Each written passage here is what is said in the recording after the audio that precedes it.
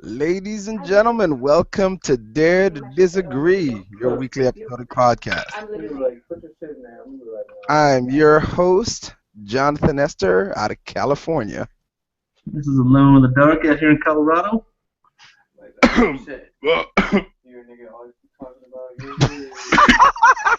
Jesus Christ, that would be Cold Conscience, the recovery, showing back up on the show in the nick of time. Somebody say Nick. All right, let's get it going. Don't even know what that means. All right, so that's the group for the show today, and got a couple of topics we're gonna hit. Obviously, we're gonna hit the Brussels thing. In fact, I think we should just hit that first because I want to end on a positive note, not a negative. Yeah. An ad. That seems to be more Rant today. these So, days. yeah, I got a rant today. That should be positive enough. I hope. We'll see. We'll see. But anyway, you wanna hit this whole bombing thing? You always have some insightful shit to say about these kind of things. Me? Shit. Yeah. Now, and the funny thing is actually as we were waiting for this fucking show to actually launch, I found it again. Okay. Mm-hmm. Which I don't know this guy at all. Okay. His name's Zelly. Maybe you guys recognize. He is of the heavily tan persuasion. Mm. He says, let me see if I can find anything about him. Says he's a teacher, blogger, activist, brother, son, right? And what he posted, which makes a really good point, is we are all France, we are all Belgium, we are never Nigeria, never Palestine or Lebanon, Ivory Coast, or I can't even pronounce this, Burkina Faso. Burkina Faso. Yeah, you did fine. Close enough. Now, the funny thing is I went and, I'm curious, these people, because I've heard these call-outs a number of times, like, back when the whole Paris thing happened, there was a whole slew of posts on there, like, you guys care so much about France, or about Paris, why didn't anybody care when this shit happened in Beirut, fucking a day or two earlier, right? Mm-hmm. The funny thing is in every single time I saw that, I went and looked on those people who said that post and found nothing that they said when those massacres actually happened. These people didn't give a shit about Beirut until after Paris was attacked. Then when they could use it as some silly little moral high ground, then all of a sudden it came true again. And I'll give you this guy, but I just saw him as we're waiting for it. I went and had to find a way to do an advanced search of Twitter, found one, looked up posts during this guy had when the massacre in the fucking Ivory Coast actually happened. Here's what you get. Nothing. Damn. Dude didn't give a single shit about the Ivory Coast until he could use it to make himself feel a little bit better about himself. Constantly. This is constantly happening. Okay? I had another one on Reddit, and let me see if I could find it real quick. Hold on, give me 1 second. I know I replied to it being a fucking asshole, so I'm sure it's here. Bingo! Selective morality, it says. A week ago, terrorists killed 22 people, which is not quite true. 6 of those 22 people were actually the terrorists themselves. Mm-hmm. Okay. But here it is. Terrorists killed 22 people at a beach resort in Africa, but that's none of my business, So, well, that guy's making a good point again. But let's go up here, click on his name, go down a go. That happened on the 13th of March, if I'm not mistaken. So about 10 days ago. Wait, look it. This guy didn't say a motherfucking thing about the Ivory Coast when it happened. Not a single person I have seen that has had this bitch about people not caring enough when these minority freaking countries are attacked, which, I mean, Belgium, I think, counts, as a minority country, but these other ones here, has ever said a fucking word. No, pray for the Ivory Coast, no, none of this shit when those things actually happen. And you remember me and you had that fucking talk. Yeah, we did. about the freaking Beirut bombing. If you look at the search history of people in the U.S., nobody was looking up that bombing when it actually happened. And all of a sudden, there was a huge spike of people looking up the Beirut bombing after the Paris bombing happened. Yeah. These people going back to look this up now that they care, just to throw it in everybody else's faces that they didn't care enough when that shit actually happened. So, I will say I think that's pretty fucking amusing. In my opinion, if you didn't give a shit about it enough to actually talk about it, change your little profile picture and all that shit when it happened, you are just as much part of that bullshit as everybody else. Don't think you're above it all. You're not. There's also a flip side to what you're saying, which is actually interesting. I was gonna tackle that exact same problem, but from a different angle, which is I've had to deal with some common conservative friends that we know, and I say conservatives because they are. It's no one else that did it. Um, that I saw at least two posts going, "Hey, we're putting down the flags for Beirut. Where was the speed for this flag putting down after the Chattanooga Five were killed?" And to their credit, I'll say this, to their credit, I used to think that that was only one of those things that they brought up when an African American man got killed by the cops, and they would be like, "Well, you guys are all protesting right now. Where were you guys when this happened, the Chattanooga Five?" But they're bringing it up with international events too, so I'll credit them with that. But I made a point when I saw it that, look, guys, I think it's a very relevant thing. I actually know that at least one or two of those guys posted stuff definitely when the Chattanooga Five happened. And I was telling them something that kind of applies across the board too with this. I am perfectly fine with you rehashing the past in this circumstance. I just never want to see you complain when people rehash the past in other circumstances. So there's an interesting thin line to walk, because some of these same people I remember talking to when the whole racism debate came up, and they were like, "Dude, it's just so annoying that people rely on that argument as a get out of jail free card. It happened so long ago. It was a thing that happened a while ago. They should just let it go." And I was like, "All right, that's fine. You know what? That's a fair argument."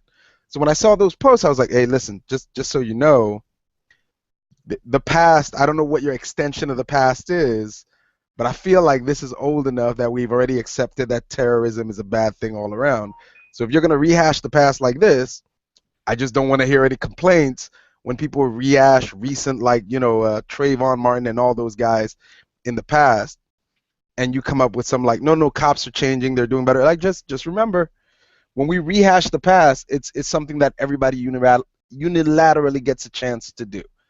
So I don't think it's a bad thing they did. I think it's a good comparison. I just think on the other end of the spectrum too, I also have an issue not only with people who care about events after they've happened and act like, "Hey, look at this," just to make their point, but I also think people that have had issues with people bringing up the past in the past, if you're going to do that now, I don't want to hear complaints about it later. This applies to the same people bringing up like the whole African genocide stuff. Like, if you're bringing up the past in that instance too, okay, fine. If the past gets brought up later on down the line, like if they show like the Trayvon Martin story, like, hey, he was a criminal, it's like, oh, what does that have to do with anything? Well, if you're going to look at all aspects of a situation, let's just all put all the cards on the table then. No judgment. Let's put all the cards and then judge them as they go. But yeah, you're right, is what I'm saying.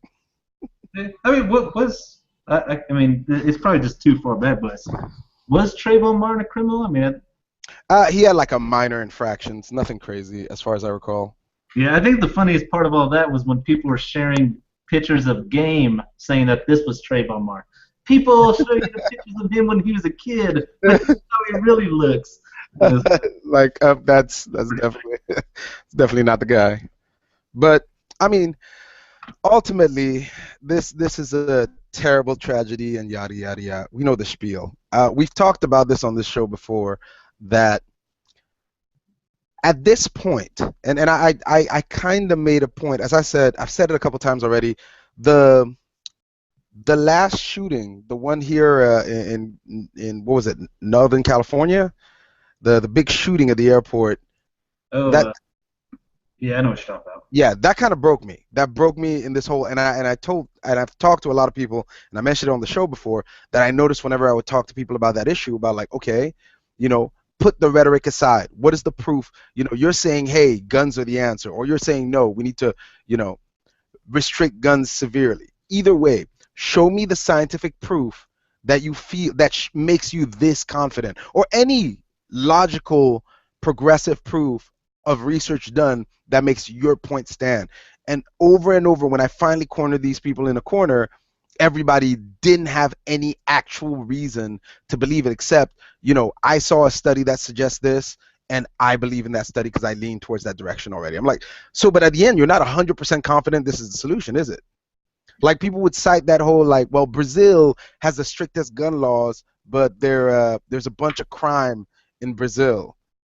And I forgot which state in America has, like, really loose gun laws, and they have a bunch of crime, too. There's also... Oh? Arizona has some of the laxest gun laws, and I think they don't have any knife law. Yeah. Which something that interested me when I lived there for a short while. Terrible fucking crime. And the funny part is they blame it on the illegals, which is a part of it, but if you look at the demographics, it's not illegals causing the vast majority. Matter of fact, the illegals are the more law-abiding of demographics. Mostly because, guess what? They're illegal. Deported. Yeah, which makes sense.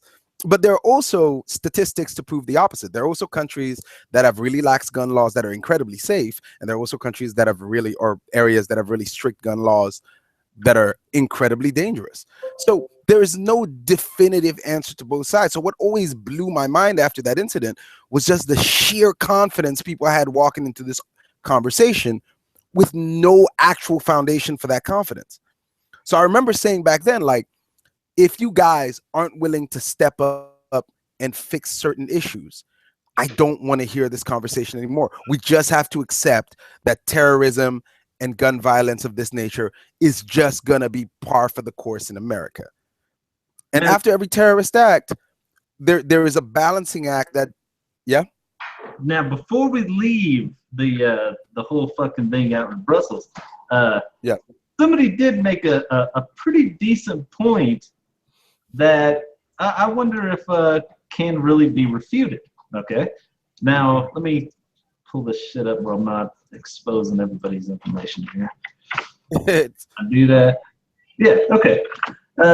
Right here, and I'll read it to you. I think it has a good point to it, which many people argue. Yeah. I don't know, but here it is. It must be incredibly frustrating as an Islamic terrorist not to have your views and motives taken seriously by the societies you terrorize, even after you have explicitly and repeatedly stated them.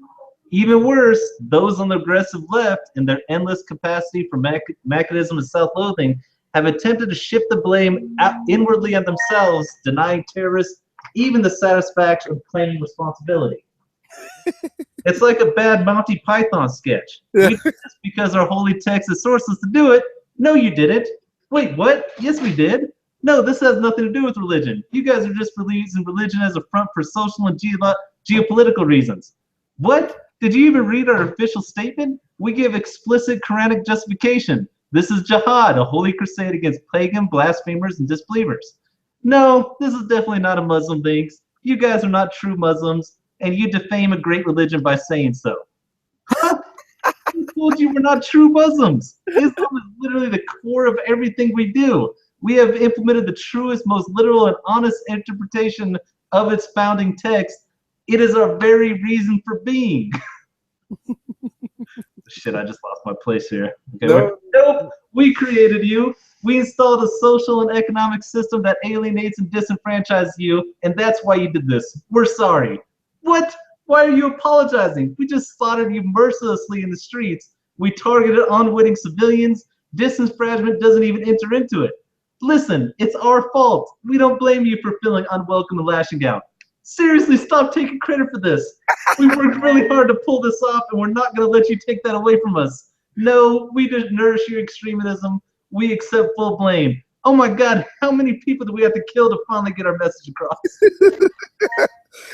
But the sad part about that whole thing you just read, which is by the way absolutely awesome, is that both of those statements are true. The people are so eager to pick a side or another, but like our good friend Slow Chemical would say, the truth is in the middle, man. There's their side, our side, and the truth.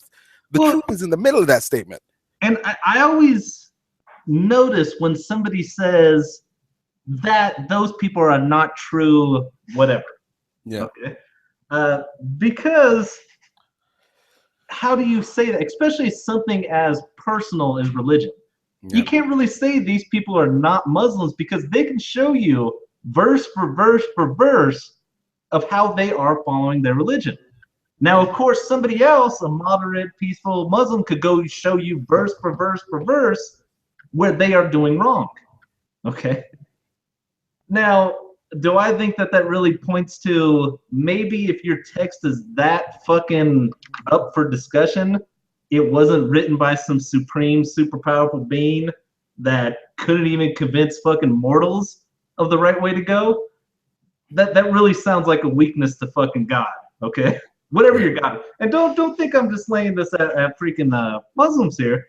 You know, Christians love to point out how violent Muslims are, especially in the U.S. right now, okay? And that's because they're not violent anymore. And to be fair, even during those times when Christians really had the power, they weren't quite clocking the death tolls. Really, because back then, if you wanted to fucking kill somebody, you had to break a sweat. Yeah. You know, nowadays, you know, in the crusade, you had to cut their fucking throats, you had to cut their heads off, you had to put some fucking work in. Okay? Yeah. Pulling a trigger is just ridiculously easy. Okay? It's just how it is. There's really no Muslims are more bloodthirsty than, you know, antiquity Christians were. It's Muslims have a whole lot better capabilities of how to kill people than anybody did in those ancient times. You know, it's just ridiculous. One person now could run in and kill 40, 50 fucking people. Also, you kind of have to make sure you add that modern Christianity is slowly getting phased out with better education. Well, and here's the thing too, is it Christianity's fault right now that they are less violent, or is it because they exist in mostly secular nations that they are being forced to be less violent? Yeah, and I agree. I think that's the exact case.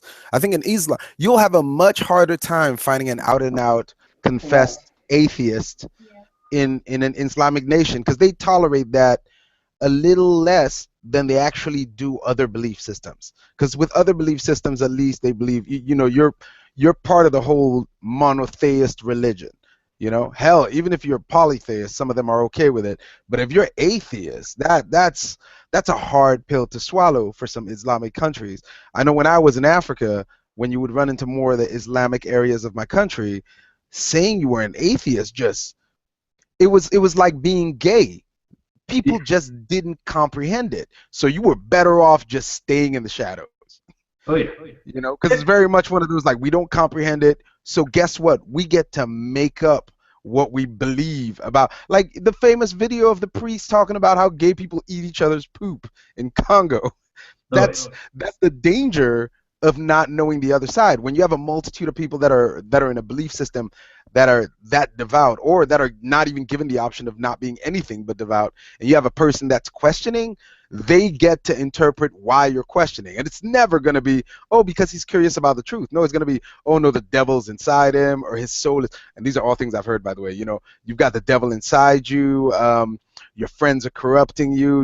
You just haven't spent a good bunch of time in Islam. Or my favorite when it comes to Muslim women, because I know one who personally went through it, you just haven't been married yet. But here's the thing that this is pointing towards religious people as being bad people, okay? Number one, I do think there's bad things that come when you think dying gives you a level up, okay? Yeah. Whichever manner, you know, Muslims, of course, you know, everybody talks about the 72 virgins, this and that. Christians believe they're going to be in the right hand of God, you know, all this shit.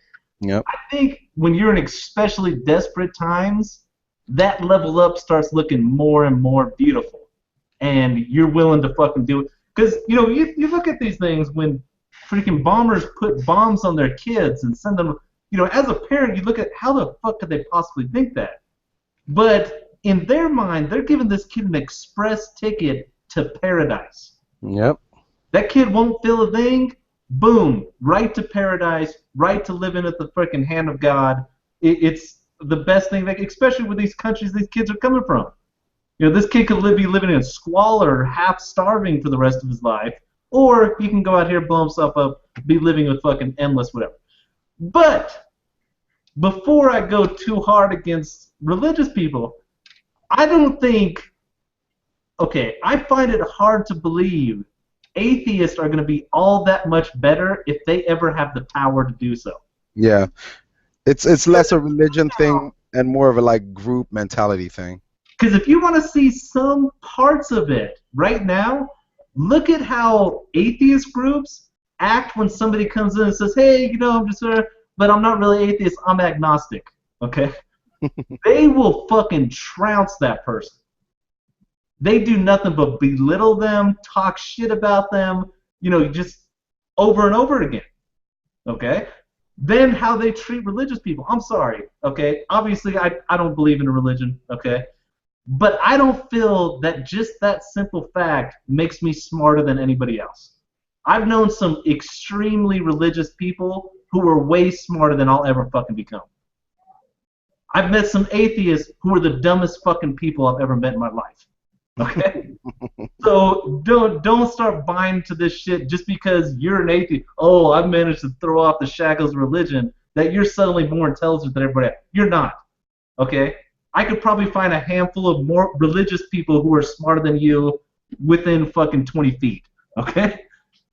So don't believe on that fucking bullshit. But I am curious because they're saying non-religious people. Now that doesn't necessarily mean atheists. That means just people who are atheist, agnostic, just don't give a shit. Yep. Will be the majority come 2050 in the U.S. How will they handle that right? Will they do now what they think they're going to do and just get the fucking boots of religion off their backs? Or are they going to start attacking religious people? I think it's going to be what always happens, and I'm pretty sure you already know. They'll probably just use mockery. That's whenever there's a predominant group like that and they want to seem like they're not barbaric, they just use mockery to belittle anything that they don't agree with. But because I don't mean attack like physically attack. Yeah. It's we're too comfortable in the U.S. to really go. Everybody's begging for a fucking civil war right now. Man, the new season of Daredevil just came out. I got time for that. Word though. But, and by the way, I got a bitch about that too in a little bit. But, okay, my thing is will they start taking rights that religious people fully should? Because I do believe there's a lot of rights that religious people are taking from people who are either not that same religion or not religious at all, that are against the Constitution, against the fucking founding of this nation. But will they do the exact same thing when they get in power? Will they start hey, churches have hurt people. Okay, there's been kids raped in them. There's been, the Catholic Church has been a huge force for protecting pedophiles and blah, blah, blah. Well, now we need to start attacking. You can't even have a church. Your churches need to be monitored. What did Ted Cruz? He wants cameras up in Muslim neighborhoods. We need cameras in churches to see what they're teaching, see what they're doing with these children. It'll be the fucking children, man. I tell you. That's how you fuck everybody over, is this for the children. That's why I can't stand kids. Okay? Look, when it comes to the thing, I think we've hit every major point. But there's a video I posted earlier that I always think is very salient to hear after a terrorist attack, and it's from the guys who do Rooster Teeth. It's a show that kind of does a parody, almost like a soap opera version of Halo on YouTube, and they also do video reviews and all that kind of stuff online. So if you guys like them, Rooster Tooth, great stuff. They have a great podcast, all that good stuff. But on one of the podcasts, one of the main guys at Rooster Tooth made this big point, which I feel should always be made after a terrorist attack, which is, look, at the end of the day, there's no, and I'm paraphrasing here and adding a little bit of my stuff in there, at the end of the day, there's no way to completely be safe from terrorist attacks. But if you alter your behavior towards certain things, for example, if you're the kind of person who's like, somebody makes a joke about the Brussels attack, and you become really sensitive about it, or you censor yourself so as not to provoke anybody. It's just you've let the terrorists win in that department too. Don't get me wrong, it's a terrible thing if you're the kind of person that would make light of a situation like that when the wounds are still fresh to the victims or potential victims or people that care about that kind of thing. True. But when you try to stymie that kind of conversation, even the bad kind, when it comes to that, you are letting the terrorists affect you. You are letting the terrorists win. So it's important to make sure that in a time of sadness and thought and just kind of in this pensive state we're in after every terrorist attack we go through this. Two things. One, don't be too eager to swing blows yet. Wait for all the information to come out. And two, remember, even if somebody doesn't take this to heart, even if somebody isn't putting a Beirut flag on their Facebook page, even someone takes levity out of this whole situation, different people deal with grief differently. Some people deal with it in inappropriate ways. Some people deal with it in socially appropriate ways. Trying to stymie that conversation or shame it, you are if you alter your behavior, if this wasn't your behavior beforehand, you're letting the terrorists win. Well, and plus, with those people, the people who make fun of these attacks, if you are the type of person who gets super offended, you are the exact target audience they want. Yeah. If you just see their shit, roll your eyes, and move on with your day, go do something important, that is just, they tell you in school, which doesn't really work, ignore the bully and they'll leave you alone until he's beating your fucking face in. But with this shit, it's a bunch of fucking, kids or people with kids' mentalities hiding behind conspiracy. All they can do is get your reaction. Yeah. And that's kind of a big issue with me. Whenever I hear about, oh, this girl killed herself because she's being cyberbullied. Okay, who, number one, taught her to have so little self-confidence in herself that she couldn't go and go, sign out. That's it. That's all it takes. Yeah. The only way you can get dragged into this mess is if you allow yourself to. That's one of the beautiful things about being online. You see people all the time. I'll hear people throwing a fit. Oh my God, you should have seen these horrible things this commentator made for this internet personality. You know what 99 point something % of these internet personalities do? Ignore the comments. Yep. I've seen what was I can't remember what comedian it was. I heard a comedian once say if you feel like, oh my God, I can't imagine how there are people in this world who do this or that, like go to YouTube. Look up the video of puppies. Little bitty puppies just playing. You're going to see a ton of dislikes and a bunch of negative comments over puppies. You know what? You think, oh my God, it's an isolated incident. Go look up a video of kittens. Two of the most innocent and cute things on planet Earth. And you will see just as much vitriol and just as much hate at puppies and kittens. And if puppies and kittens don't stand a chance, ain't nobody else got a chance, man. You just better get comfortable with the fact not everybody's gonna like you. Yeah.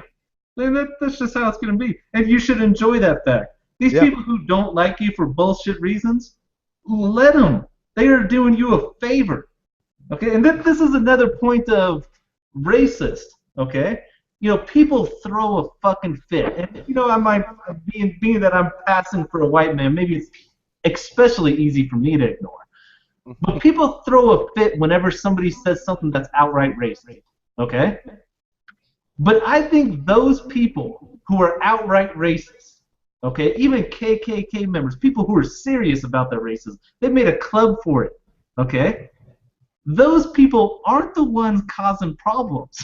The people who don't know they're the racist are the ones that are the fucking problems. Those people who are actually adamant that they're racist, they're putting themselves out there. Everybody knows, oh yeah, this guy's a piece of shit. I'm not hiring him. I don't want to work with this guy.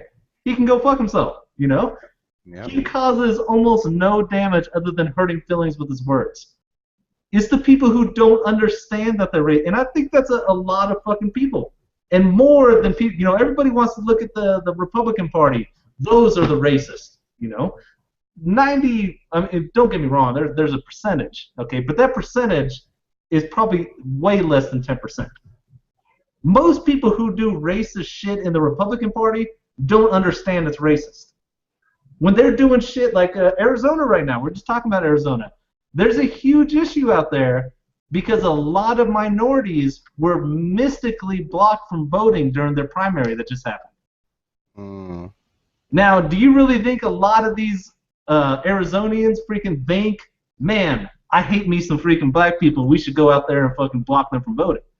No. But when you bring it to them as, hey, Obama's bringing in a bunch of illegals to vote for, whoever the fucking Democrat person is, whoever the fuck they want, we should make the laws more restricting without really noticing that all those restrictions really only direct towards one race.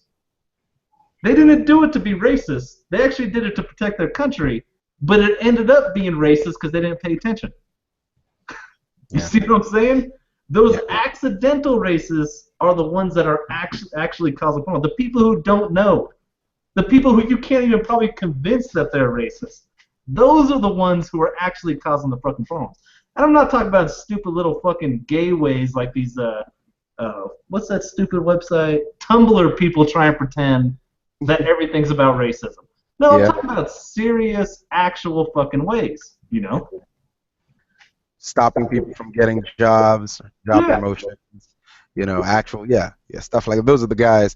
As I said, like I never experienced it in this country. For me, it was always a foregone, like just a recent past thing, until me and my mom went to get an apartment in a neighborhood close to my school. And you've heard my mother speak. My mother does not necessarily come off as a black woman on the phone. Yeah. She speaks pretty proper. So I watched the whole conversation, and the lady, yes, you're fine. Yes, absolutely. We got tons of room. You're perfectly okay. And we showed up there, and we walked in, and the lady's like, oh, well, we got all filled up. We don't have any apartments available. My mother was like, no, I called a couple minutes ago. My name is this. I set it all up, and the lady's like, yeah, sorry, I was wrong. We don't have any more apartments available. And it took me a good hour for it to settle in because, my mother just, okay, thank you for your time, turned around, left. But at the time, it didn't even hit me. I was like, oh, shit, that's because she was black, And the lady was the sweetest thing on earth. Funny part about it is I knew that lady. I'd ran into that lady before because, again, this place was next to my school. So I ran into that lady before. Always a sweetheart. It wasn't until that very moment I realized, holy shit, that lady's super racist. Yeah. So. But here's another funny thing, okay? Would you call racism when the person isn't hating you because of your race, but more along what it entails, okay? Yeah. Now, I'll give you an example, okay? We had that whole, 2 big discussions about the refugees, right?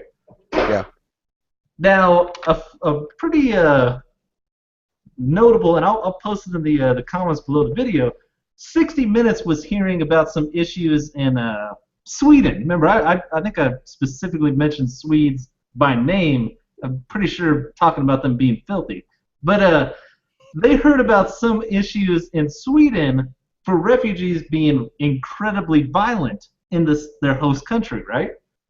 Yep. So they went there into one of the neighborhoods where a lot of refugees were. Within, I think, 90 seconds of them being there, some refugees try and run them over with a car and run over the shoes of the cameraman. Dude had tire tracks across the side of his boot from this person trying to hit him with the fucking car. After that, they went into a, kind of looked like a market area, and after they were there for about 15, 20 minutes, some people came out there hiding their faces, they had hoodies on, drove the hoodies tight, and started attacking these fucking camera crews. Throwing blows, punching people, fucking, kicking them, grabbing them, this and that. And finally, the fucking police came and told those guys, you guys need to get out of here. You're not safe here. We cannot protect you. You need to get the fuck out. And these people had to leave.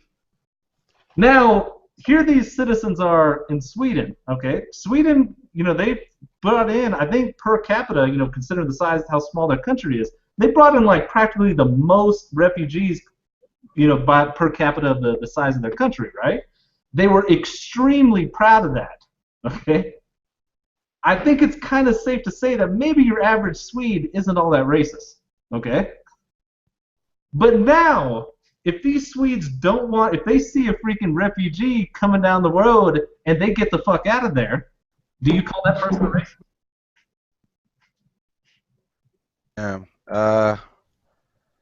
I wouldn't. But, I mean, they're making a decision on this guy just based on his race. They don't know this fucking guy. They just see somebody from a fucking, that guy might not even be a refugee. He could just be a North African from somewhere else. Yeah. Yeah. So, me and you had this talk one time. We went to a beach. I think there was this older black lady trying to get the fuck away from you. Okay? Yeah. Depending on what parts of LA you go to, being around black people could get really fucking dangerous. Yeah. Especially for a wealthy-looking older white woman. Yeah. So is she being a racist, getting the fuck away, making judgments on you, or is she just being concerned for her safety? That's always gonna be the fine line. I think personally, I can't speak for in general, but personally, my issue is not on personal behavior of racism. That's never been my issue. People are gonna have their stereotypes, period. That's never going away. Even if we all turn a shade of alien gray, we'll find a way to judge people based on eye size or small fingers. We'll come up with stereotypes for either or, whatever. It's for me, it's when businesses or major offices start to have biases. Like the biggest example for this I always bring up is when New York had the stop and frisk program. And they did that whole thing where they did a study to see how many people got stopped and frisked. And in like the Wall Street district, there was still like 80% African Americans were getting frisked more than white people. Even though it's probably 90-something% white people. Exactly, and that's where that becomes an issue. It's like, you can't tell me there isn't a race bias here. Ferguson had an issue too where they were stopping way more black people. Okay? Yeah. Now, a person's reaction who doesn't really care about being politically correct would say, well, are way more black people committing crimes? Because if they are, then no shit they're being stopped. Okay? Yeah. But when you looked at it, white people were actually more likely to be carrying drugs and need to be stopped for obvious reasons in that area. Yeah, because you know that you're not going to get stopped. I've lived in some very poor neighborhoods, and I don't think people realize this. You would be surprised how few people are regularly on drugs in desperately poor neighborhoods. They can't fucking afford it. Yeah. I moved up into a better neighborhood, way more people on drugs, practically on a daily fucking basis, because they can afford it. Okay, so that's another stereotype that's not really, when these states, everybody's championing before somebody could draw welfare, we need to drug test them. If I have to get drug tested to get a job, then they should be drug tested to fucking take my money, right? The issue is every one of these states that have approved that, it cost way more money to drug test these people than they actually kicked off because so few people were actually on drugs. Yep. They can't afford it. If you're on welfare, you probably now is there somebody you could probably pick out that this fucking bastard's taking advantage of the system? Probably. Always. But there's one in every group. Okay, and that's the issue. All these states who did that to save money, number one, ended up spending way more money. Number two, okay. Let's say you got a fucking family of 4, okay? You got mom, dad, 2 kids, just generic fucking American household. Let's say dad pops for pot on this drug test, and you take their, let's say, $400 a month you were giving up for food stamps and cut it down to $300. Do you think that family's really going to let daddy starve? What's going to happen is that $300 now has to be stretched to accommodate the whole family.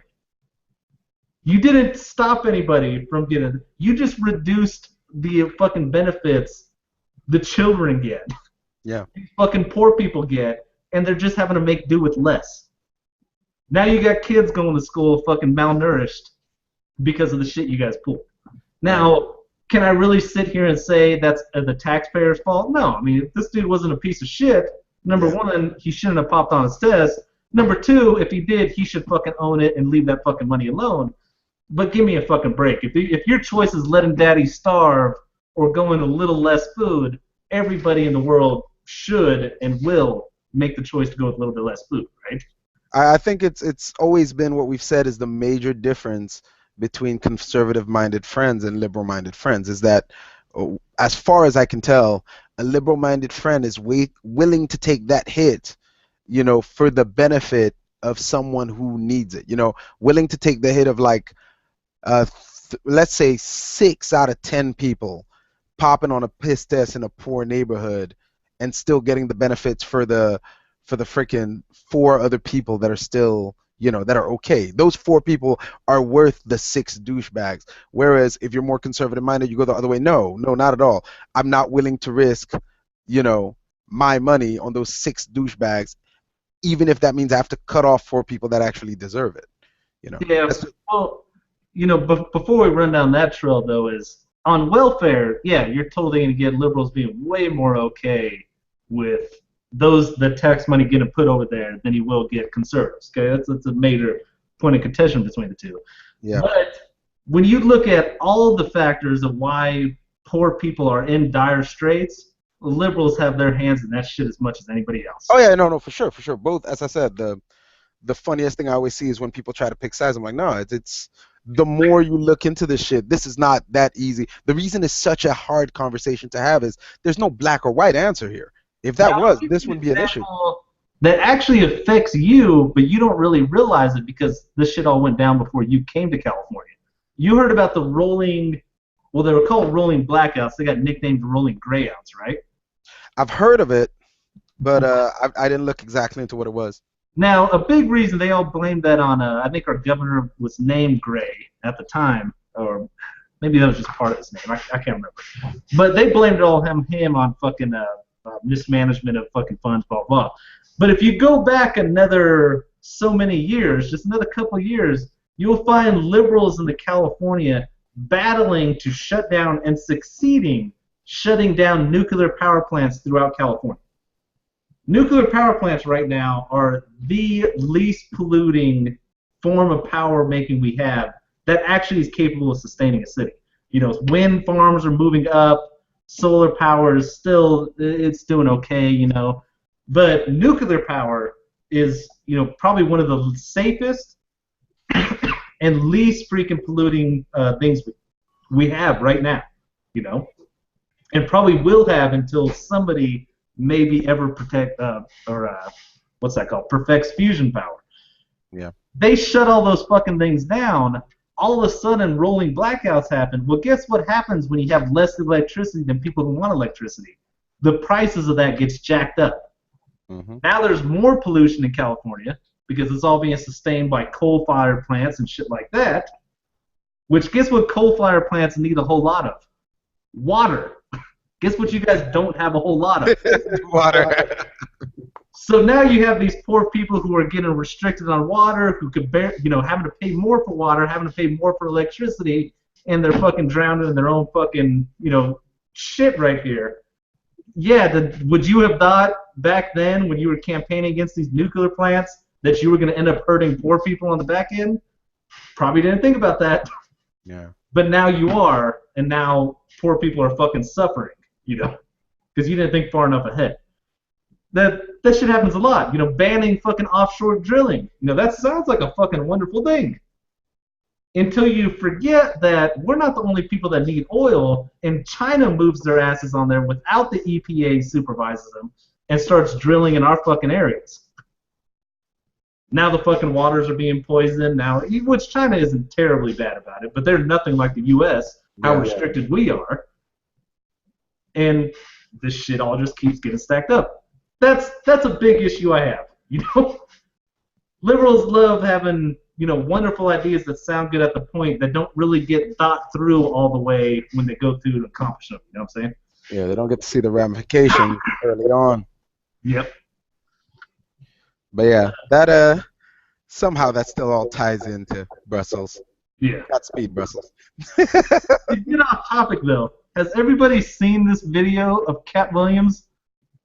Yeah, the one getting beat up by a high school kid. The two parts of this that cracked me up. Number one, he sucker punched that kid. Yeah, he did. Yeah, he The did. kid was like 12 or 13 years old, something like that, and then got his ass kicked after sucker punching that kid. That is beautiful. Oh my god, man. That is classic. I love Also, it. by the way, I always knew Cat Williams was short. That video really highlighted how short he is. Yeah. I love, because I hate sucker punching. I don't Yeah. care who it is, okay? If a KKK member got sucker punched, I still want to see him whoop whose ever ass did that. I can't fucking stand people who do that shit. So that video is just so beautiful in my heart, man. Just and I love how people are taking that shit right now. They're taking it to the fucking, like, I think some female actually on Twitter posted, "Hey Kat, are you smarter than a sixth grader?" Pettiness. That strikes again.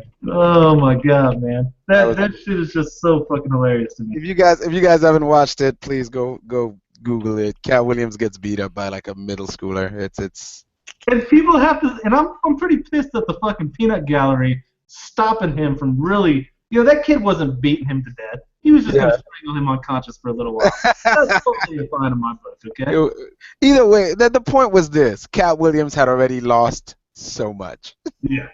So whether they let him go a little further, I think from the moment Cat Williams tried to take him down, that kid rolled him over and then held him down. End game, which is hilarious because Cat Williams just threw some beef at a what's his name? What's that fool's name? The guy that's in all the movies right now. Kevin Hart? Kevin Hart, yeah, just threw some shade at him. And one of the things in Kevin Hart's TV show, Real Husbands of Hollywood, one of the very first episodes, Kevin Hart loses a fight to like a middle schooler, but Cat Williams did it in real life. So like, here's Cat Williams dissing him, and Kevin Hart is like, "Man, I made a joke that you lived." Now, the funny part is, too, is that not like that kid was like Kimbo Slice. Like, I'm sure we've all heard the story of Kimbo Slice at 13, whooping some, like, 20-something-year-old's ass, okay? Yeah. That was a average-size 13-year-old boy. That was a tiny little dude. And he rolled Cat's ass, man. That cat didn't have a single chance of being either on top or fucking anywhere near. He threw that sucker punch, and he was losing a fight right after. That was it. That's true. All right, I'm gonna move on a little bit. I got a little bit of a rant.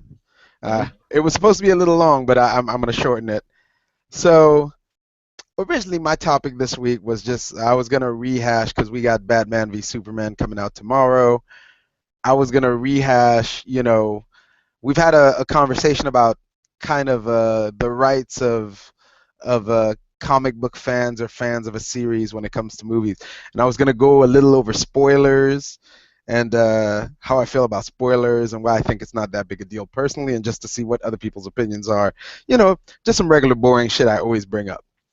Until something happened this weekend. Now, for people that don't know, I do Lyft and Uber on the side for a living. Well, it's my main thing right now. But one of the things I learned about Lyft and Uber between Monday 12 a.m. to 3 a.m., I call it hooker hour. Because for some reason, in that time frame, I always seem to end up picking up strippers or hookers. Not being rude or demeaning, just telling you what they did. Strippers or hookers, and driving them somewhere. Usually a long-ass place away, right? They're usually leaving some dude's house, heading in a crazy direction. Never had a problem really with them because usually we just end up, talking to people. And I talk to people for all of this shit and all that. But I talk to people and all that when I give them rides. I don't like to ride quietly. I just like to communicate with people, have a decent time and all that. I kind of gauge based on the person whether I want to go into a conversation. If I start, talking to you and you're giving me one-word answers, I'll turn the music up and we'll be quiet, have a quiet ride, no big deal. If I start talking and you get into it, yeah, we can get into more of a conversation per se. But this weekend, I gave a ride to two hookers. And as I'm giving them the ride, they're doing the one thing that annoys me the most. They're doing the exact reason I hate driving teen girls. They're living in their cell phones on that ride. Like, the ride was about a 30-minute ride, and for the first 15 minutes, their eyes did not deviate from their cell phone. And on top of that, they did that annoying thing where I have the music playing because I feel like you don't want to talk. So they're playing their Snapchat videos louder so they can hear it,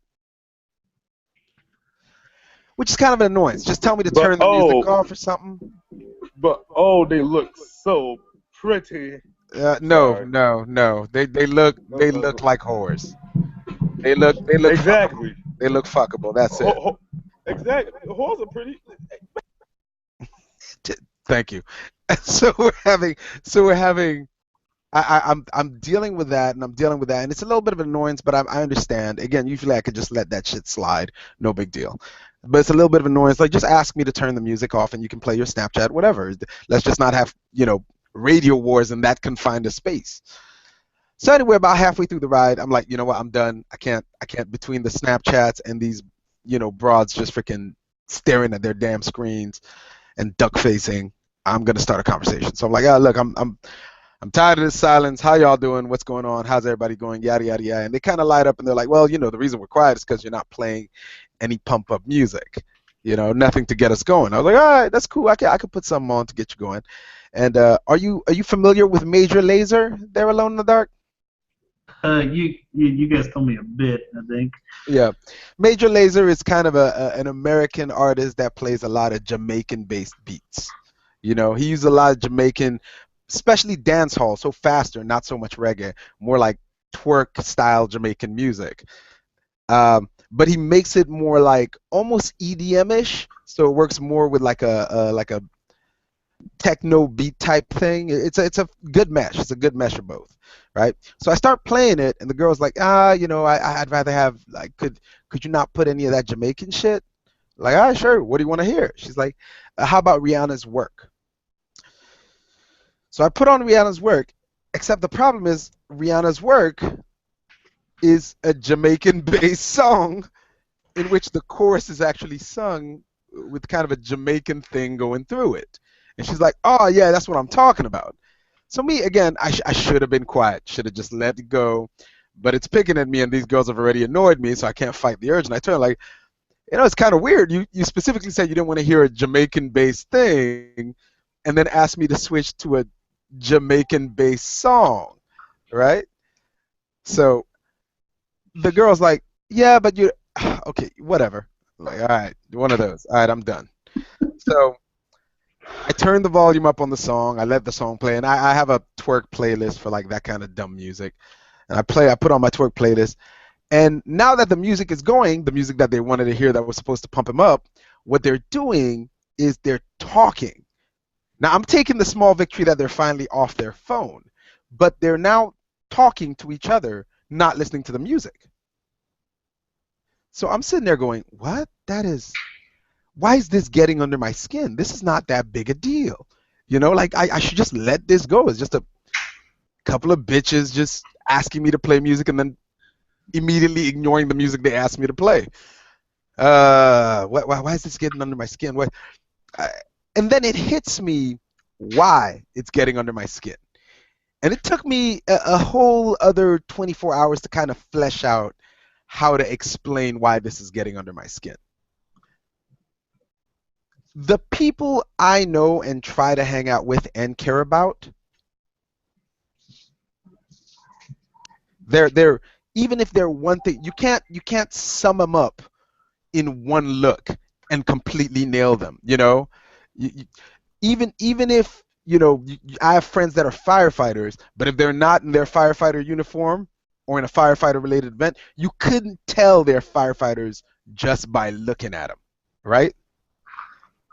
These girls, I realize the reason they're talking is because Alone in the Dark, when you're in a strip club and there are a bunch of strippers sitting together, what's the environment in which they talk in? Usually The environment that they talk in? Yeah, isn't it, I would assume it's usually loud twerk music played by a DJ, and they sit close to each other and whisper, right? Exactly. The only way to talk. So it hits me like the reason they're immediately talking and not listening to the music is this is what they do. This is kind of part of their life. And I'm like, oh my God. So the second I saw these chicks, I knew they were whores. I didn't want to assume, but it was pretty obvious. You know, the girl, one of the girls clearly has a fake ass, clearly has fake tits, clearly had surgery done on her face, is wearing one of those tube top things that barely covers the boobs, and this skin tight skirt. But because she just had to have had the surgery recently, because if you know a girl with a big ass, there is this sauntering thing that girls with big asses do. Like they have to almost throw their hips ahead of their legs, and then the leg meets the hip under. They don't walk like regular people where your foot goes out first and then they step with it. They kind of swing the hips. The big hip sexy saunter thing comes from, you know, because the hips it's got to be ahead so that the foundation just do it and risk toppling over on some shit, right? This chick isn't doing that. She's throwing her feet forward, and that ass is just falling all kinds of weird behind her in just weird walking manner, right? So I'm like, and the whole ride there, they're talking about the week, and I'm catching snippets of it. And it's like, you know, we partied with Trey Songz, we partied with this guy, we did this with that guy. The entire conversations were pretty much about them fucking other people, like fucking famous people or some other shit, yada yada yada, which is kind of their code for party. But I was just so mad because in the back of my head I'm going, women have given their lives to give you guys a chance to be more complex, much better, much whatever. And if this is what you choose to do, settle with. If you settled with like my entire personality, because with a body like that, you're not building that body because you want to have a better mind. You're building that body because you want to get fucked more or attract better money to the body. That fake Kim Kardashian surgery face. Hold on, we've been in trouble a lot for not having women. Where's my? Yeah. I want to diversify our. Please do. Hey, woman, get over here. But my issue with it wasn't because at first I kind of had an issue with myself because I was like, I don't know if I should judge them even if this is the style of life they choose. If this is all you want to be in life, I really shouldn't. Am I being sexist by judging you in this regard? Would I judge a guy like this? But then the more I thought about it, I was like, no, fuck that. This isn't a sexist thing. This is if you were a police officer that all you ever did was talk about police, you would annoy me just as much. If you were a doctor that all you ever did was just talk about being a doctor and act like you were a doctor, and when you were off work, you were wearing like your lab coat in the club and shit, that would annoy me too. Being one-dimensional is just such an insult to me, to people that have tried to make people have more options in life. Like, you got all of this great nation, all of these great things available to you. You could have been a doctor, like a stripper that on the side does, nursing, or on the side does shooting, or on the side is a scholar, whatever the fuck. But you specifically chose to just be a whore through and through. Okay, so Dave, I think you just grew up because for all the years I've known you, those people have always been out there. But you've always had an open mind, Oh, that's not right. I'm pretty sure Alan's fought with you with this before too. And I think you just finally get it. I think so. I think it finally hit me, for real, because it really did take me like 24 hours of thinking, like, why? Like, I've shrugged so many more annoying things off. Why is this really getting under my skin? And at first I went through like a bunch of different things. Like, am I being a sexist? I was like, then I had the doctor thing, like, no, if it was anyone else who was being this one-dimensional, it would annoy me just as much. Then it was like, Am I just mad because they're making more money than me? And there's a little bit of that in there. I'm not gonna lie. Not gonna lie. Well, go get yourself all sexed up and go make more money. To be fair, that's a long list of people. that is. But they're not one-dimensional. And to be that one-dimensional, it's just, I don't know. I just felt like it's kind of like when people get mad, and I thought about it because I was like, I'm being a little bit of a hypocrite because I've had this kind of conversation before with Puppet Master, where I've talked about the whole vote thing, where I don't really vote for anyone except first, because I think the point, willing to have a debate and be convinced that it's otherwise, and I'm looking at other options. I'm not just always going into every election just like, no, I only vote for first. That's kind of my rule, but I'm willing to break it the second I see something worthwhile. The second I see something I can stand behind and fight for, I'm willing to break that rule. I saw no effort in those chicks to even talk about anything other than whoring. Even when I tried to change the conversation, they promptly drug it back to whoring. Well, I mean, you're saying whoring, man. You know, these ladies were just talking about going out and dancing and stuff like that, man. No, that was not dancing. Maybe you're inferring the hoariness, you know? They were specifically talking about these parties at people's places with only them and the person. I mean, that's how many parties you know like that, dog? I have that party all the time, man. Just party of two, please. I've been married for 10 years, man. I party all the time. No sex involved. One person. I don't doubt it. You and your Eddie Murphy tracks. Usually the only time there's sex involved is just me. But no, I get your point. But I will say one thing, because I think something that really bothered you was the whole music thing. You know, you've given them music, they're not even paying attention. A lot of people just use music as fucking background sound, man. Like, it's not, you know, a total thing where they're gonna fucking listen, get into it. You know, like, my wife, if I want her to listen to the lyrics of a song, I have to sit her down, play the song, quiz her about it 30 seconds into it, beat her because she didn't hear anything, okay? Start the song over again. She's listening because she wants to get out of this. 15 seconds later, she's not listening anymore. Then I beat her again, and we start all over. And a 2-minute song will take us 20 minutes to get through, okay? Women, I think, for the most part, listen to music as fucking background music, man. It's not any, you know, some comedian made a joke, like, you can make a song about anything, as long as it's got a good beat, bitches will dance to it, you know? Like, yeah. Stick a dick in her eye, stick a dick in her eye. They don't care, you know? They'll fucking dance to it as long as it's got the beat.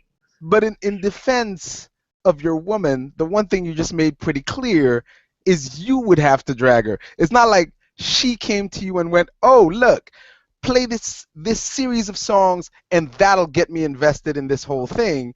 And then the second you started playing it, she just walked away. Well, these bitches didn't say that either, though. They just said, turn on this music, driver. No, they were like, because I was like, I feel bummed that we're not kind of talking and interacting. I'm like, no, you ain't got the music that'll pump us up. And as I said, I take a small victory in the fact that it did get them off their phones and they did get in some sort of a conversation. Yeah. Small victory, I'll take that. But it was still, you know, you told me this would pump you up and then it didn't. You just kind of like, then if you were planning on talking anyway, why couldn't I just listen to my shit all the way there?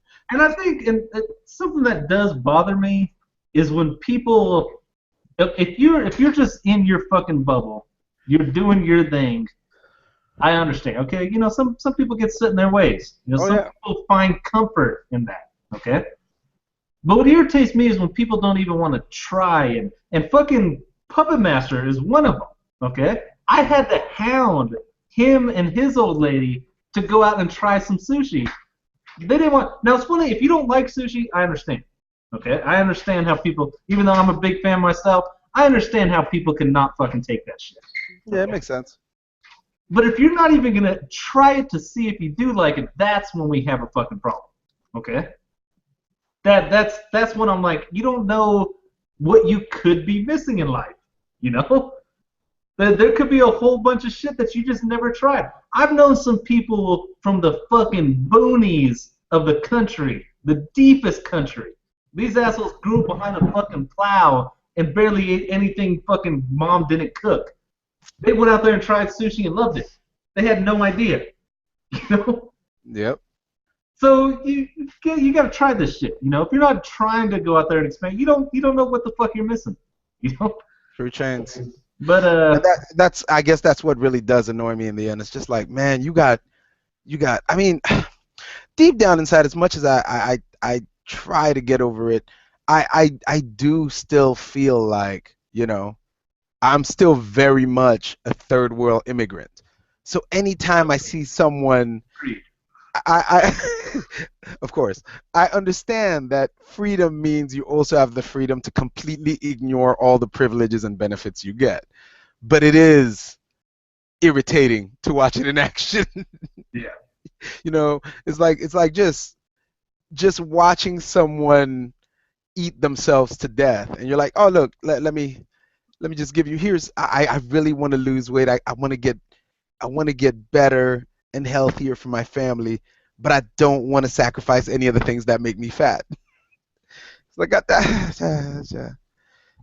that type of frustration. It's not the same problem, but the same type of frustration. The big problem for me, even above expanding your horizons, is people who think, number one, something I can't stand is people who think they have everything all figured out. Okay? Yeah. You fucking don't. None of us do. Okay?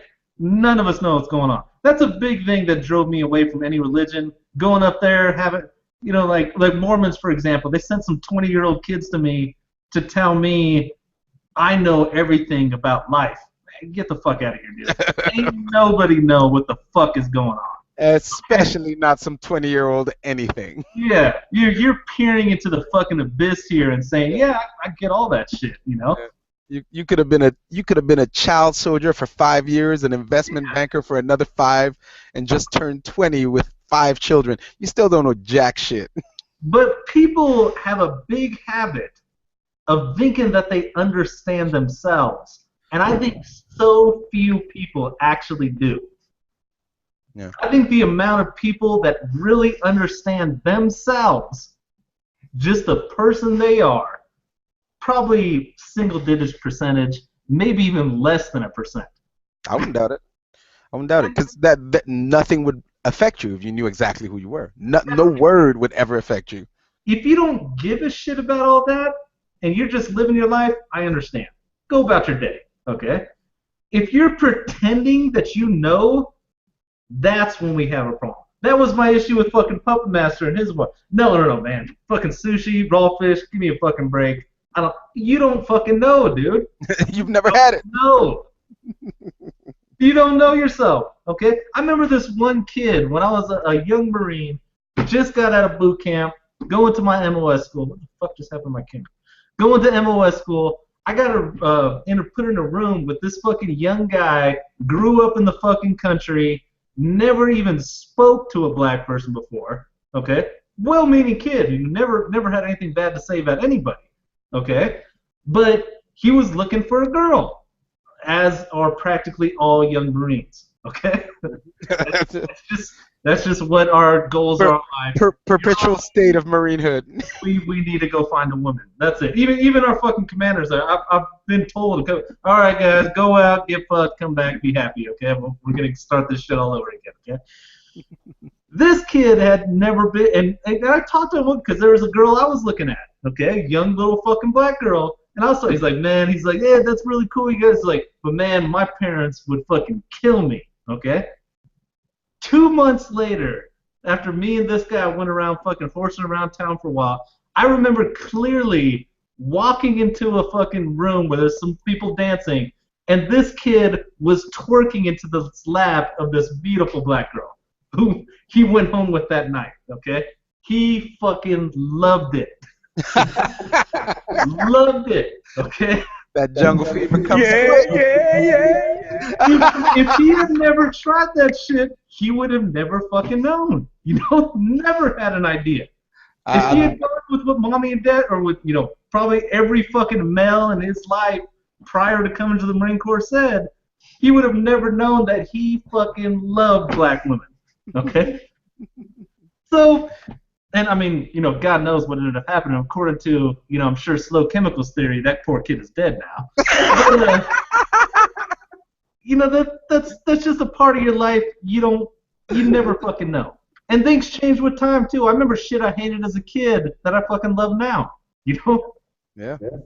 I remember when I was a kid, clearly, we would talk about fucking living in these condos in downtown. Me and my parents, these fucking people are paying $600,000. You can go 15 miles away, get yourself a huge house with so much land you can't even see your neighbor. Okay? You can kill your whole family, nobody would know. And these idiots are paying this for a fucking apartment. Okay? Now that I'm older, I'm like, man, get me in there. It's pissing me off right now because all the school districts this is practically any downtown, but Denver downtown, garbage. So I can't move downtown because I want my kids to be able to fucking read when they go to college, okay? But I would fucking totally do it. So even if you know something at one point in your life, that could totally fucking change later on. True. You hear about all these guys having a fucking family, marrying a woman, having some kids, having grandkids, and then suddenly, you know what? I want me some man butt. Yeah. Some of that man love. That gets real interesting. Whenever I hear the stories, I always crack up because I'm just like, I want to know what the straw was. Yeah. I like my belief is that the straw is they just stop giving a fuck. Because up until then, they give a fuck about, like, what are my kids going to think? What are the wife going to think? I think they just get to a point where they're just like, I just don't give a fuck anymore. I'll tell you what, I can't remember the comedian's name. It pisses me off because I want to be able to credit. I'll probably figure it out and put it in the comment section. But there was this one comedian. He just has a new special that he put up on Netflix. Dude, it's hilarious. But British dude? Talking about what? British dude? No. He was an American kid constantly talking about being a Christian, okay? And in the worst ways possible, okay? Like, here I am, I'm a Christian, I'm gonna fart in this whole fucking room, okay? Because I know Jesus loves me. The guy's hilarious, okay? But he says at one point, he's like, yeah, gay people are over the place, that's all cool, I think that's, but let's give it up for the real gay people back when I was a kid, the men who had to fucking marry a bitch, raise a family, go to work 9 to 5, and go hide behind Albertsons to get his fucking butt in, Those are the fucking heroes. That's the point, man. Don't forget about what those fuckers went through back then. They actually fucked bitches that they weren't even attracted to, and impregnated them. And then we're sneaking around in the backyard to go fuck some fucking dudes. With that man butt. Like you never hear those kind of stories going freaking from man butt to woman. Yeah, true American heroes right there. All right, man. That was my little rant. You got anything before we? We're gonna finish this, okay? But if you guys got closing shots, give it up now. Because there's going to be some spoilers at the end of this show, so you're going to do your Daredevil spiel? Yeah. So if you guys got closing shots, do it now. I got one. To all the people that are reacting to the Batman v Superman early reviews being so negative as opposed to the earlier reviews we had this week, now that the embargo on reviews, proper reviews have been lifted, guys. Everyone and their mom knew this movie was not going to live up to expectation. That was never what we're going into this movie to see. That's not it. Really, this movie wins as long as it's not Fantastic Four. We all knew. There is no way. Or Green Lantern. Or Green Lantern. Word. There is no way in the world that this movie lives up to the majority of comic book fans' dreams. Already based off of the fact it's coming off of Man of Steel, which had a very interesting take on Superman and his origin and his power set. So that was going to be an issue to begin with. And Superman has always been a difficult character to manage in comic books as well as in movies. Because really, the only way you make an all-powerful being weak is by giving him uh, uh, giving him people he cares about and then putting them in jeopardy and sacrificing some of them, which is what the movie industry can't grasp. That's why if you notice in every like Superman movie, you know, the recent one is is not the first one to do like there's another villain just as powerful as Superman and Superman has to fight him and they have the equal power set. But you know, Superman is just that much more stronger and that much more determined. It's the only way they know how to do it. They either know weaken him so that we can give him a proper villain or give him a villain that's on the same strength.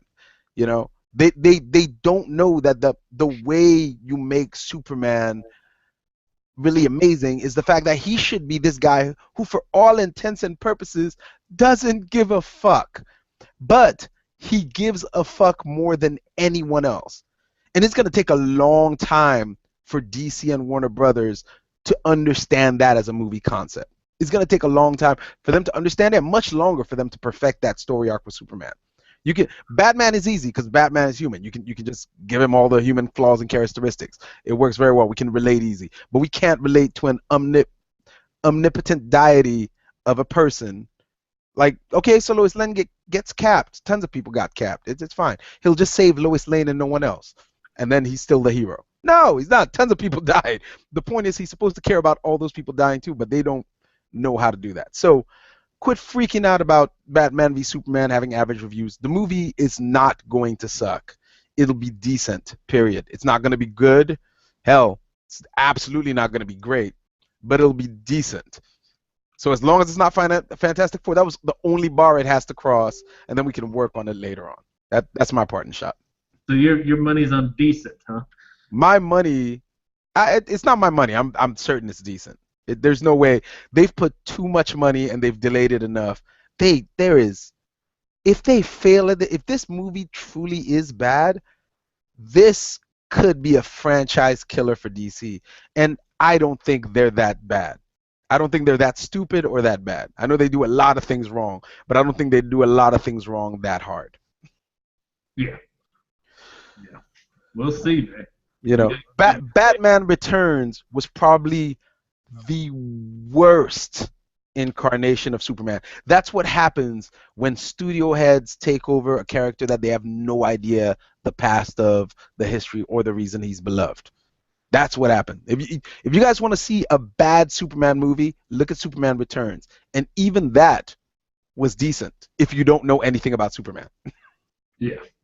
You know, and I think a big issue, because the thing that blows my mind, okay, is that fucking Hollywood can make a failing movie. Okay? Now, there is some reasons why you could. Maybe you totally overestimated the amount of audience that this particular genre might have. Okay? But I really think, and I'm nowhere near inside enough for Hollywood to really give an answer. I really think that there is a lot, maybe the majority of decision makers in Hollywood have just decided, and they probably have good reason to, they've probably made ridiculous amounts of money, but they've decided that they know what they're doing, and they don't have to research whether something will work or not. Yeah. Like, here's a good example, okay? Do you know what is a wonderful sign you are getting that your neighborhood is probably about to start coming up? Getting more fucking, getting better, getting a fucking economy boost, blah, blah, blah. Gentrified, as you guys say, which means less crime, better stuff, things get better. Wasn't that things that happen. Wasn't that on Freakonomics? Well, what is it? I can't remember what it was. I can't remember, but I could have. It wasn't on free. I don't think it was, at least. Yeah. If Starbucks moves that. Oh, okay. Now, it has nothing to do with the Starbucks. What Starbucks does whenever they move in a new branch, they spend ridiculous sums of money deciding where the next one's going to be. You guys, and I think we've all seen it, probably everybody in the world by now, well, everybody in the U.S. at least has seen it, where you'll see a Starbucks and across the street is a fucking Starbucks. You're like, these stupid motherfuckers, they ain't stupid. Okay, you probably just came out of a long ass line in that Starbucks across the street from another Starbucks.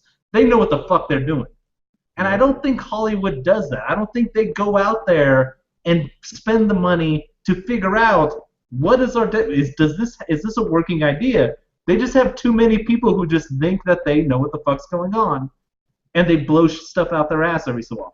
There is no reason you should spend hundreds of millions of dollars on something and it failed. Like, there's a new movie out, I can't even remember what it's called, but it's like the worst failure of a movie in the history of time.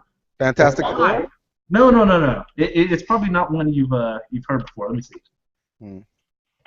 Well, I'll say this in their defense, since this is Devil's Advocate. Dare to disagree. Cocaine's a hell of a drug. Zootopia? No. No, Zootopia made all sweet bundles of cash. It's a Disney property, man. Disney Pixar, that doesn't fail. It's a recipe. I don't remember. And I want to say the main. Oh, but Transylvania. What'd you say? Transylvania. Oh, Transylvania too. No. Here. Look at this little I'll picture. look it up. Yeah, I know what you're talking about. I got that for the kids. This.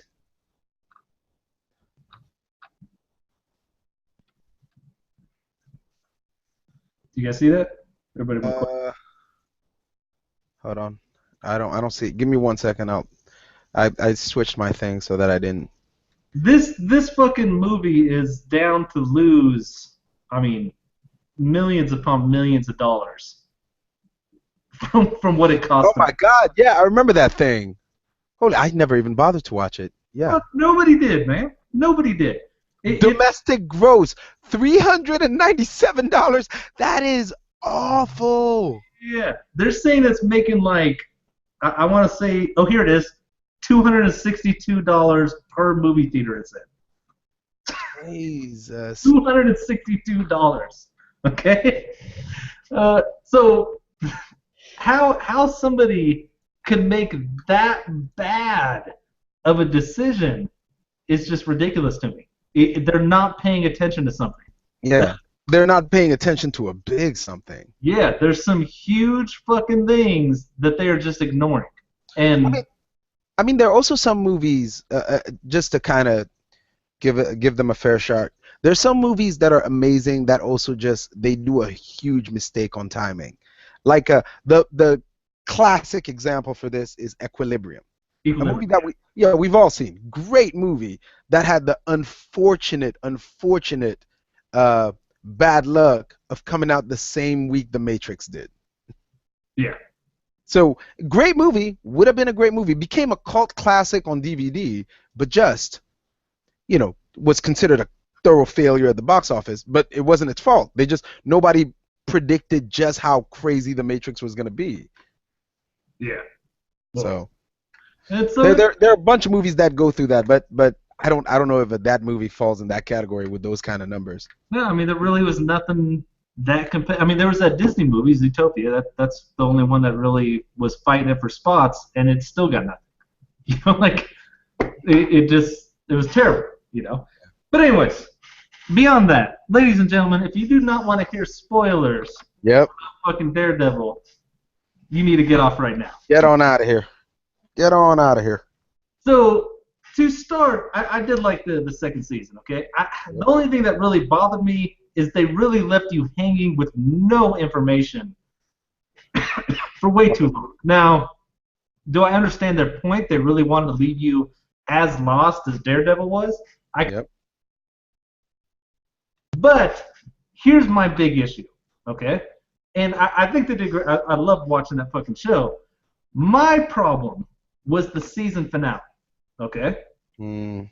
Now, I didn't really mind how it ended that much. I really think Daredevil went through a lot that is really going to change him as a man. Something that took away from that, number one, big issue with Daredevil. Okay, what's the big thing that Daredevil, the line he won't cross? Kill. He won't kill nobody. Won't kill, right? He argues about that the whole fucking time. Even when it's definitely a much better option to start killing people than trying to beat a fucking 100 ninjas to unconscious. Yep. He still doesn't want to do it. At the end, he finally kills somebody. Yep. My issue is they took that away from him. Okay? He made Yeah. the decision to kill that guy.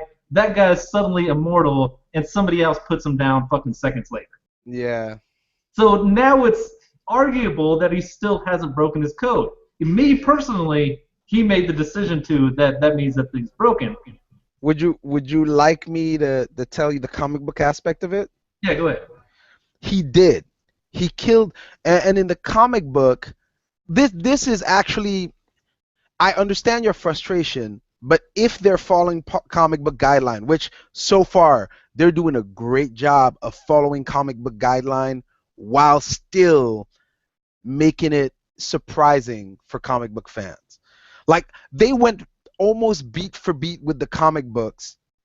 Generally, there was a little bit of a timeline rearrangement to make it be more coherent, but they went beat for beat with the comic book, and I, as a comic book fan, knowing all those stories, they still caught me off guard because of the way they paced it.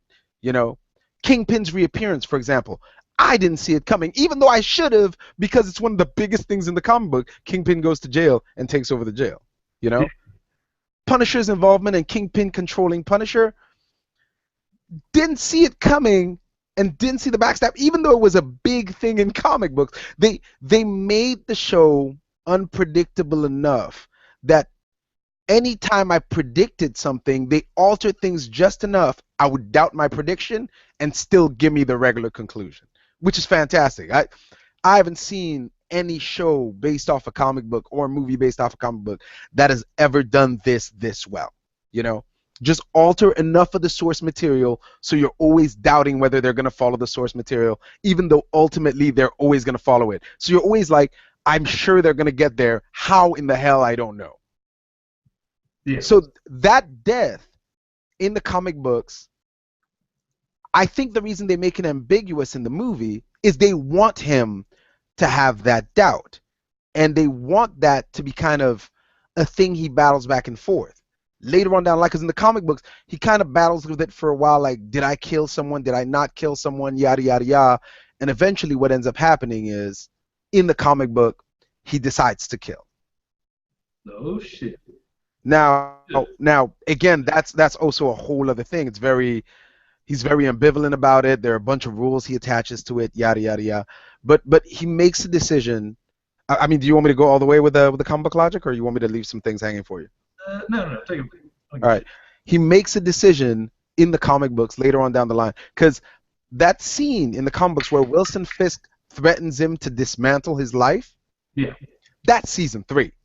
That's season 3. There's nowhere else for them to go. That's season 3. And when Wilson Fisk dismantles his life, based on how they handle the Punisher, it is going to be brutal.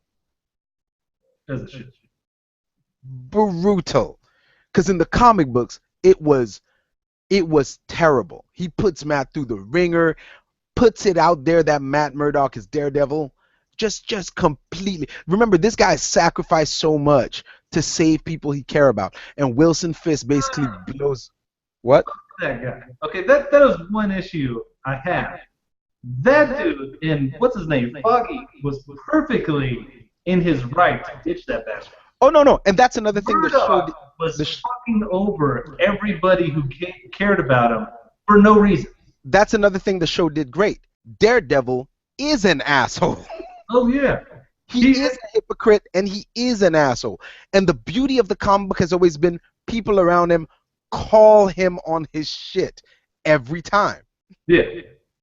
Like the way you treated that, I can't remember, whoever that blonde girl was. Yeah, Karen Page. He put her in because I was thinking for a second, because one of the cops made a comment like, "Damn, are you always in the shit?" Yeah, she is, because Murdock puts her in it. Yeah, she would have never been anywhere near Punisher if it wasn't for Murdock. Yeah. Murdock planning on taking the case and then ditching them. Yep. Immediately. And then coming back as if everything was kosher, trying to make a power play. There was good runs where he had no choice. It was either he has to ditch it or somebody dies. Then there was one part where he lays fucking Electrica down to sleep and then just falls asleep. Oh, I'm late for work. I gotta go. Well, fucking what? What did you just do right now? You're not just late for work. You're late to make an opening statement you haven't rehearsed for the trial of the century. Death penalty fucking case. Yeah. Death penalty case. Are you kidding me? You specifically took it away from the pro bono lawyer because he was incompetent and wouldn't give it the time. Yeah. But you promptly became incompetent and didn't give it the time. Fucking terrible. You know, the dude's a piece of shit. You know. Here's what I will suggest about this. I would say that you finish your rant on this, and then this rant, we should have a whole show on why repent specifically about this, because I know Slow Chemical has some very interesting opinions about this show too. Now let me get to the part that really bothered. Okay, Daredevil, I didn't like. Okay, my feeling on it was he was. Why am I getting that? Fuck that. My feeling on it was he was endangering everybody trying to protect them. Instead of thinking this shit through, he was fucking them over. Okay. Yep. But here's the big irritating part for me. Okay. Throughout like the last 2-3 episodes, probably 2 episodes winding up to the season finale, it was looking incredible because everybody was getting leveled up. First off, the enemies were. Can you fix this echo, please? Okay. First off, the enemies were. They were getting more power. You know, he was barely surviving that shit. Okay. Yeah. No bueno lightweight. Then Elektra got leveled. She finds out she's the fucking Black Sky. Yep. So she's not just some fucking kung fu bitch that's sticked up. She's a fucking a goddamn force to be reckoned with, right? Yep. She's a legendary killing machine, predicted over decades. Daredevil gets a fucking double level up where he learns from Stick how to track these people, a totally new way how to track people, and he gets those new weapons from his armor. He gets that fucking crazy-ass cool fucking Billy Club. Baton, yeah, the Billy Club. Punisher gets leveled up by killing his old fucking CO and finding that incredible armory of fucking armor and weapons. You know, this dude's been fighting with more or less a rifle and a pistol and killing massive amounts of people. And at some points, just a shank. Exactly. Now he's got a motherfucking minigun. He's got fucking assault rifles, LMGs. The SMGs. The fucking works. You know, now Punisher is armed to the fucking teeth. A man who is a fucking massacre waiting to happen, armed to the fucking teeth. Okay. So I'm seeing all this shit go down and realizing this is going to be a great season finale. Okay. Yep. Fight-wise, in the season finale, garbage. Yeah. Daredevil and Elektra total fight less people than just Daredevil did by himself in a fucking stairwell. Yeah. You know, it was great. It was well done. You see the punishment he's taken. That was a great scene. Now here they are, and then the moment they start fighting, what was that guy's name? Nobu? Yeah, Nobu. All the ninjas disappeared. Yeah. He's attacking. And another crazy thing is, why were the ninjas trying to kill fucking Elektra? That didn't make, because at first I thought they were making it a point of it, because when she first learns she's a dark side and then turns on him, those ninjas practically just left their necks open. Yep. And I was thinking, wait, maybe that's going to be the clinchers. They realize she controls these people. Yep. They're going to let her kill them rather than risk killing her, But that didn't happen. All of a sudden, the ninjas were just trying to fucking massacre her for no reason. Now, maybe that's, at the end, it kind of leaves it ambiguous that maybe she's going to be back. Yep. So maybe well, fuck it, we'll kill this bitch, take her back, make her bring her back to life. Yeah, I was about to say, that could be an angle. Yeah, if fucking little Simon over here, little shitty ninja over here who got killed by a nurse, if he's been brought back to life, we could bring this bitch back to life, okay? But then, the worst part of that whole fight is fucking Punisher. Punisher shoots like 5 people in the season finale site. I absolutely thought that he was going to bust out the Gatling gun. 5 people. Okay. I absolutely thought that Gatling gun was... Because I thought they were going to get overrun and then Punisher would show up with the Gatling gun, which would have been perfect. Let's make this clear. Punisher racks up bodies no matter what he does. He kills 30 people a day every day. Okay? He murders 5 people at every meal.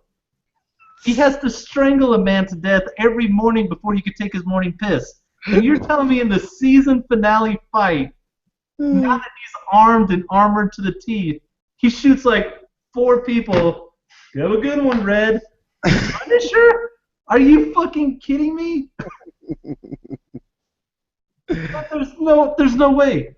There's no way that his death toll was so fucking weak. Yeah. When I heard all these ninjas come up from the bottom, I can't even count them. There's so many. That's fine. Punisher will count them. He'll count the goddamn lot of them.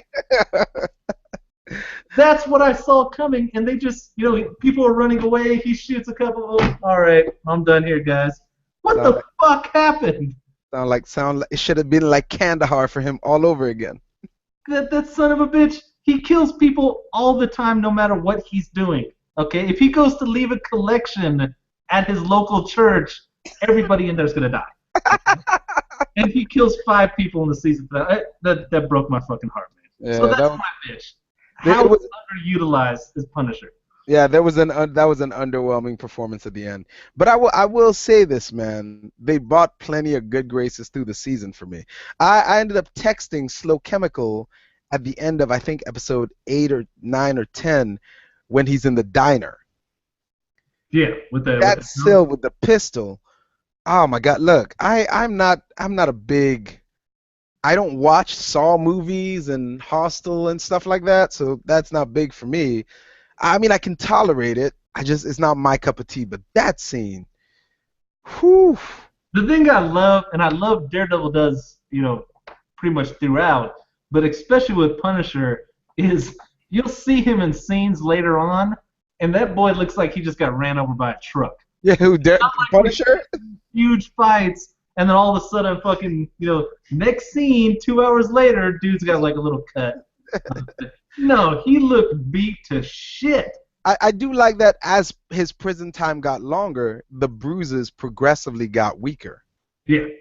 That is some pretty decent attention to detail. I'm sure if you were paying close attention to each bruise, you could pick it apart. But I think it's a good call. It's a good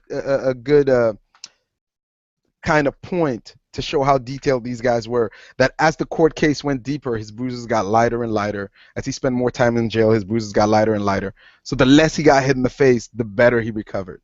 Yeah. Also, I love the fact they made it clear the big difference between Ninja Daredevil and Military Punisher is Punisher takes more damage and only goes harder. Yeah.